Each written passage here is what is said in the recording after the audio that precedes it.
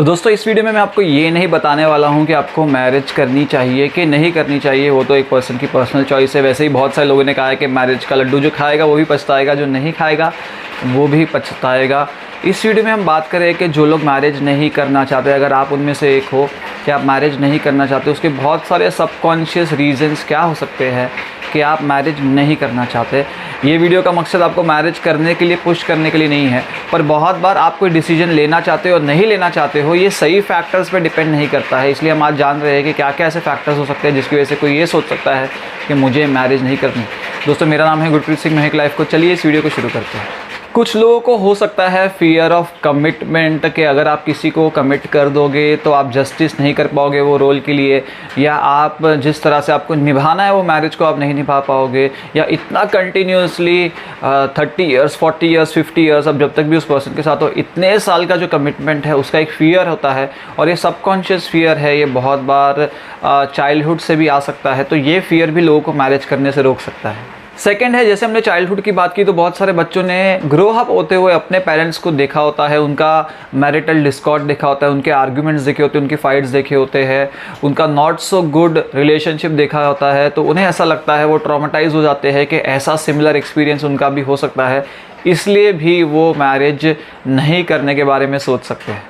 Third है, आपको trust issues हो सकते हैं, पास्ट के बिट्रेयल्स हो सकते हैं जहाँ पे आपने इन्वेस्ट किया बहुत ज़्यादा किसी रिलेशनशिप के अंदर, या आपने किसी को बहुत ज़्यादा ट्रस्ट किया, वो पर्सन ने आपका ट्रस्ट ब्रेक कर दिया और आपने एक्सपेक्ट नहीं किया था कि आप उस पर्सन से धोखा एक्सपेक्ट कर सकते हो, या सेट ऑफ पीपल जिनको आपने ट्रस्ट किया उन्होंने आपका ट्रस्ट ब्रेक किया और आपकी विल के अगेंस्ट आपके साथ कुछ किया। तो ये सारे एक्सपीरियंसेस भी आपको ऐसा सोचने पे मजबूर कर सकते हैं, सबकॉन्शियसली आपको ये मैसेज दे सकते हैं कि लोगों पर ट्रस्ट नहीं करना चाहिए, लोग ट्रस्टेबल नहीं हैं। तो इसलिए एक मैरिज के रिलेशनशिप में जो ट्रस्ट है वो एक बहुत बड़ा फैक्टर है। ट्रस्ट करने लायक होना और ट्रस्ट दूसरे पर्सन को करना, इसलिए भी आप मैरिज से दूर भाग सकते हो। चौथा है फियर ऑफ इंटीमेसी। हमने इंटीमेसी के ऊपर एक बहुत बड़ा वीडियो किया है। यहाँ पे हम सिर्फ सेक्सुअल इंटीमेसी की बात नहीं कर रहे, फिजिकल इंटीमेसी की बात नहीं कर रहे, इमोशनल लेवल की इंटीमेसी और ओपननेस की बात कर रहे हैं, जहाँ पे आप अपना जो रियल सेल्फ है वो अपने दूसरे पर्सन को दिखाओगे और शायद उसके अंदर कुछ फ्लॉज है जो आप दिखाना नहीं चाहते, आपको फियर ऑफ जजमेंट है, इसलिए बहुत ज़्यादा क्लोज होना, बहुत ज़्यादा इंटीमेट होना यह आपके लिए वायबल ऑप्शन आपको नहीं नज़र आता है। इसलिए मैरिज से आप दूर रहते हो, क्योंकि वहाँ पे आपको ओपन होना पड़ सकता है इमोशनली सामने वाले पर्सन के, और इंटीमेसी जो है वो अगर आप कंफर्टेबल नहीं हो तो ये मैरिज में पॉसिबल नहीं होगा। पांचवा है कि बहुत सारे लोगों को अपनी ऑटोनॉमी या इंडिपेंडेंस बहुत प्यारी होती है, कि अपनी मर्ज़ी से उठना, अपनी मर्ज़ी से सोना, जहाँ मर्ज़ी जाना, जितने मर्ज़ी बजे अपने घर पर लौटना, पूरा फ्रीडम, फ्रेंड्स के साथ घूमना, जो मन चाहे वो करना, एक प्रॉपर रूटीन के अंदर नहीं रहना। बहुत सारे लोगों को ऐसी लाइफ पसंद आती है, और बहुत सारे लोगों को लगता है कि मैरिज के बाद ये सारी चीज़ें कंट्रोल हो जाएगी, क्योंकि वो आंसरेबल हो जाएंगे एक पर्सन को और उन्हें बताना पड़ेगा अपने वेयर अबाउट्स के बारे में, उन्हें रिस्पॉन्सिबली एक्ट करना पड़ेगा। तो इस तरह की जो फ्रीडम है, जिसका एक्सपीरियंस अगर किसी पर्सन को है लंबे टाइम से, तो वो भी मैरिज से दूर भागेगा।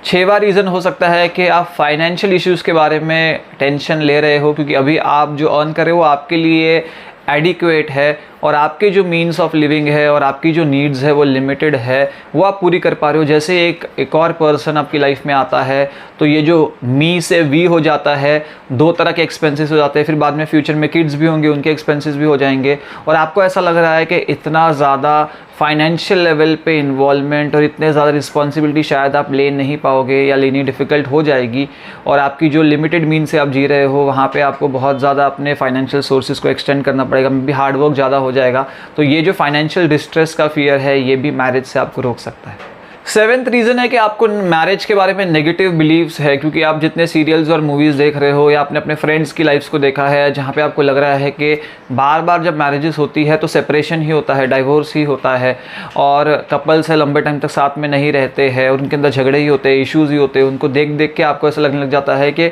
मैरिज की ओवरऑल जो इंस्टीट्यूशन है वो बहुत ज़्यादा फ्लॉड है, और 100 में से 80% लोगों के साथ नेगेटिव ही होता है। और इस तरह का जो थॉट प्रोसेस आपके माइंड के अंदर आ गया है कि मैरिज एक डिज़ास्टर ही है, और ऐसे डिज़ास्टर में मुझे नहीं पड़ना है, इससे भी आप मैरिज से दूर रह सकते हो। आठवां है कि आपकी लाइफ में बहुत बार रिपीटिंग पैटर्न्स रह चुके होते हैं कि आपके लास्ट में जितने भी रिलेशनशिप रहे हैं, 3 4 5 रिलेशनशिप रहे हैं, वो सारे रिलेशनशिप या तो बहुत टॉक्सिक रिलेशनशिप थे, या एब्यूजिव रिलेशनशिप थे, या वन साइड रिलेशनशिप थे, या आप बहुत ज़्यादा कंट्रोल हो रहे थे ये सब रिलेशनशिप्स के अंदर, या आपकी कोई से नहीं थी, आप उसमें अपना वॉइस नहीं कर पाते थे, ओपिनियन। तो इस तरह के जो पैटर्न्स हमें दिखते हैं बार बार और एंड भी होता है वो रिलेशनशिप का, एब्रप्ट एंड होता है, तो आपको ये पक्का भरोसा होने लग जाता है कि जो मैरिज है वो मेरे लिए नहीं है, और ये भी जो रिलेशनशिप है वो इसी तरह एब्रप्टली एंड हो जाएगा या एक बहुत अनप्लेजेंट एक्सपीरियंस देकर जाएगा।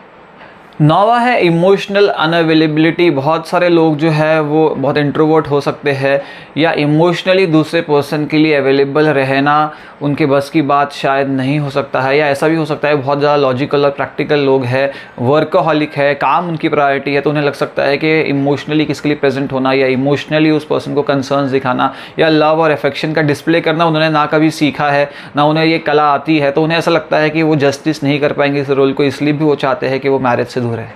और last but not the least, बहुत सारे लोगों को ऐसा लगता है कि मे बी मैरिज के अंदर सेक्सुअल कंपैटिबिलिटी नहीं होगी, मे बी वो अपनी तरफ से सेक्सुअली एक्टिवली परफॉर्म नहीं कर पाएंगे, या उनका पार्टनर है वो उन्हें सेटिस्फाई नहीं कर पाएगा, और ये भी बहुत सारा फियर है जहाँ पे वो कमिटमेंट में जाने से डरते हैं। मे बी उनका बहुत ज़्यादा लो कॉन्फिडेंस है, लो सेल्फ एस्टीम है, या उन्हें लग रहा है वो केपेबल नहीं है इस तरह के रिलेशनशिप में जाने के लिए, और उन्हें लग रहा है बहुत सारे क्वेश्चन मार्क है उनकी पर्सनालिटी को लेके, बहुत सारे अनएड्रेस्ड इश्यूज़ है उनके खुद के, बहुत सारे ऐसे इमोशनल वुंड्स है जो उन्होंने खुद रेक्टिफाई नहीं किए, खुद हील नहीं किए हैं, और एक और पर्सन साथ में अटैच कर लेना और उसके इश्यूज़ को भी साथ में एक्टिवली रिजॉल्व करना, ये बहुत ज़्यादा इमोशनली टैक्सिंग हो सकता है। तो अगर आपको भी ऐसा लग रहा है कि मैरिज नहीं करनी चाहिए, मैरिज मेरे लिए नहीं है, और ये जो रीजंस मैंने डिस्कस किए थे इसकी वजह से है, तो मैं ये नहीं बोल रहा हूँ ये राइट रीजंस है या रॉन्ग रीजंस है, पर अगर आप मैरिज नहीं भी करो तो भी ये सारे जो इश्यूज़ है जो आप साइकोलॉजिकली अराइज हो रहे हैं, या सबकॉन्शियस माइंड में जो फियर्स है या पास्ट के जो ट्रॉमाज है, वुंड्स है, उसको आपको हील करना ज़रूरी है। ये सिर्फ मैरिज नहीं, क्योंकि मैरिज एक टाइप का कमिटमेंट है, पर इस तरह के और भी बहुत सारे कमिटमेंट हो सकते हैं जो वर्क लाइफ से रिलेटेड हो सकते हैं, जो बिजनेस रिलेटेड हो सकते हैं, जो और कोई डिसीजन मेकिंग आपकी लाइफ में हो सकते हैं, वहाँ पर भी ये सारे जो साइकोलॉजिकल इश्यूज़ है आपको वो रुकावट डालेंगे। सिर्फ मैरिज एक कमिटमेंट नहीं है, बहुत सारे तरह के कमिटमेंट लाइफ के अंदर करने पड़ते हैं, इसलिए आप मैरिज करो या ना करो आपकी मर्जी, पर ये जो सारे इश्यूज़ है इसको रिजॉल्व करने के बारे में ज़रूर एक life coach, counsellor, psychologist, psychiatrist की सलाह ज़रूर लीजिए। दोस्तों ये वीडियो था इतनी। अगर आपको वीडियो पसंद आए लाइक करिए, कमेंट करिए, शेयर करिए, सब्सक्राइब करिए चैनल को, और देखते रहिए लाइफ कोच।